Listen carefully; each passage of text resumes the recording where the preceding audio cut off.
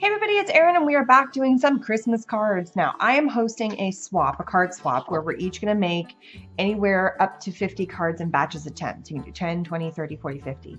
And since we have 50 people, I'm going to make 50 cards to pass out to everybody.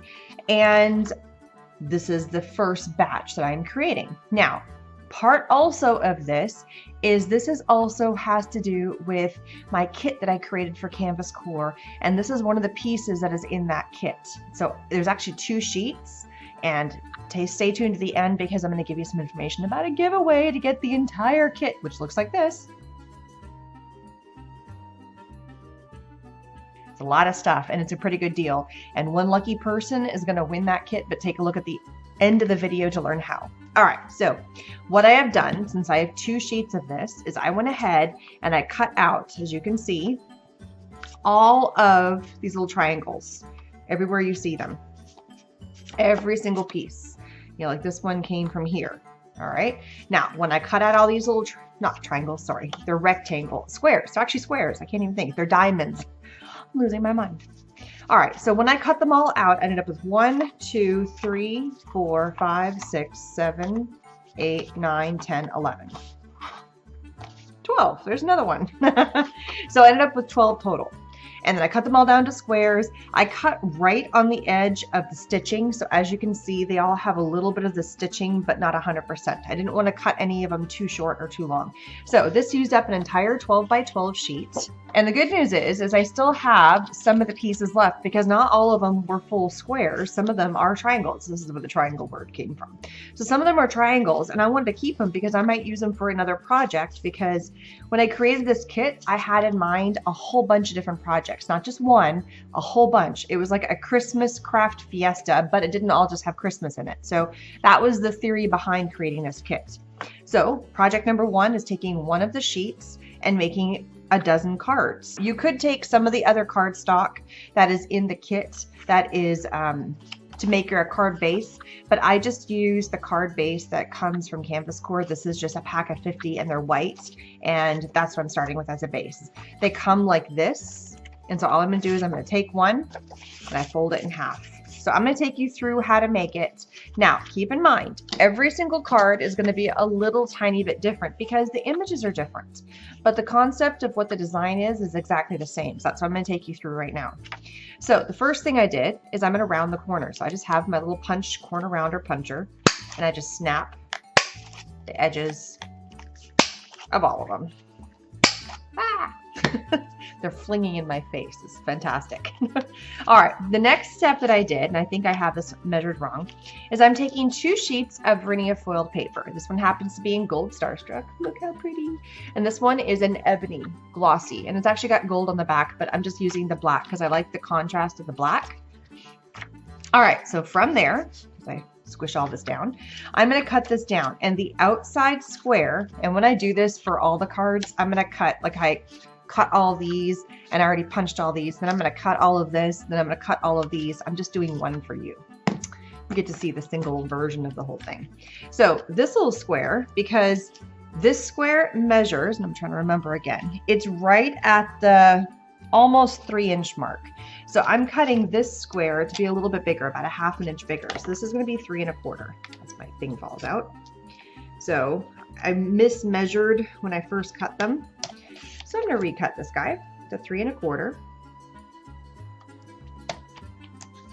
And because I want to have the black as a mat, I'm taking the black, and if that was 3 1/4, I'm going to go a tiny bit bigger. So I'm going to make it 3 1/2. So this one gets to be 3 1/2. And hopefully there's enough paper. Ah, just enough. Pretty simple. All right, so there's my squares.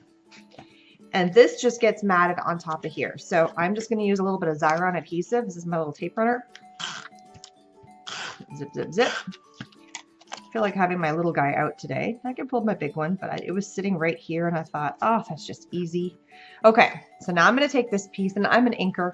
I like to ink everything. It helps me give a border. If you don't want to ink, don't ink.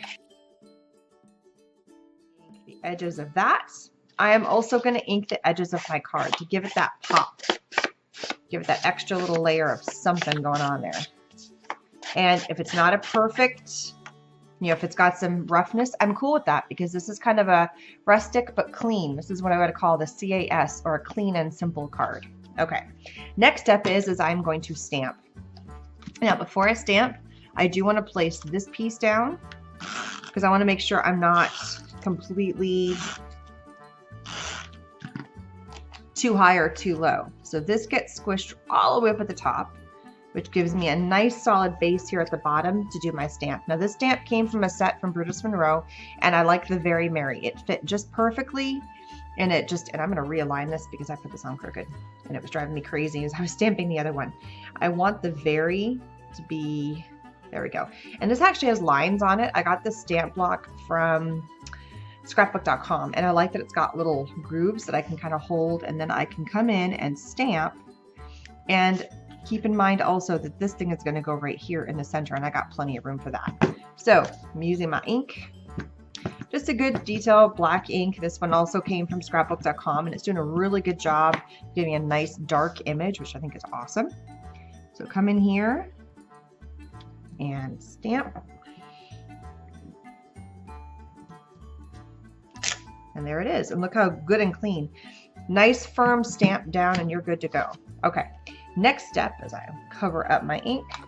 Now again, when I'm doing these cards for real, I'm going to cut everything out, and then I'm going to glue all these squares together.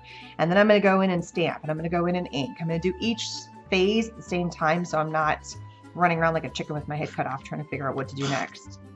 Come in, add my adhesive, and I like the idea that I don't have square upon square upon square, but it is square upon square. It's just my last one is a diamond, just to kind of shake it up a little bit. Okay, last thing I'm going to add to this, once that is glued down, is I'm taking these Nuva drops, and this one happens to be in ebony. I think that's what it's called. Yep, ebony black. Picked these up at scrapbook.com a while ago, and I actually kind of like them. These ones are dry, and if you look, it looks like they're little circles.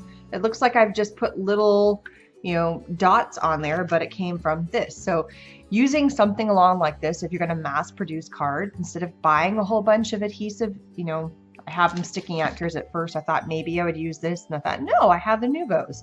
But I ran out, and I only have so many of one size. I was only able to make 9 of the small dots, and I didn't like the green.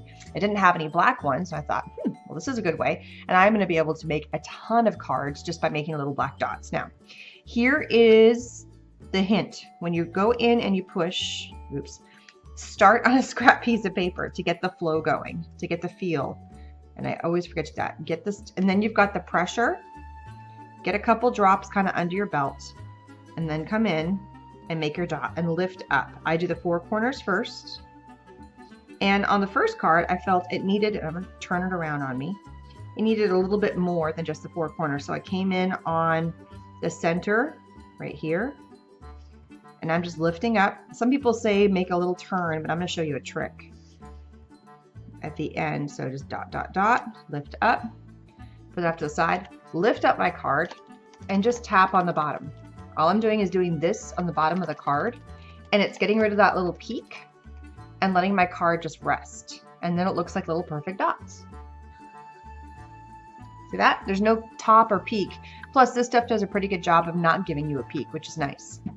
Now, because this takes a good 24 hours to dry, I have to let it sit and make sure nothing touches it before I go on to the next project. So I have to have kind of a space for these all to sit out. For now, I'll just kind of put that off to the side. This guy I left on my desk or my table, and it is doing just fine. There is nothing on here that's causing a problem. So I'm good to go on that.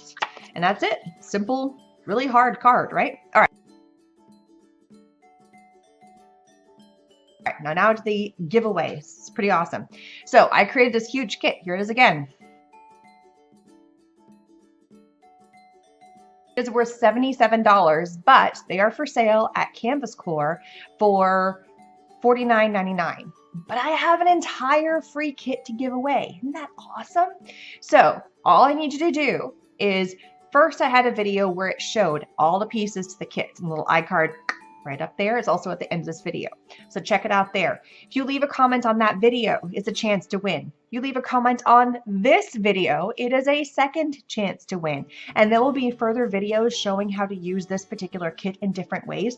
Pieces of the kit, only the kit. We're kind of mixing and matching it, showing you fun stuff to do with this. So If you leave a comment here, it's an entry. Leave a comment on the original video, which is the unboxing of it, another entry, and any further videos I do is another entry. So you have plenty of chances. Fortunately, I only have one kit to give away, but it is a huge prize. That's pretty awesome. Last day to enter for the giveaway is November 12th. That goes for any video in the series to enter into this. So don't forget to subscribe. Don't forget to leave a comment on any video, including the first one and this one and ones yet to come. And also all supplies listed, if you're interested, for instance, in this or in the stamp, are listed below. Just hit click more and you can find it. So thanks so much for stopping by. Please subscribe. I'll see you guys again soon. Bye-bye.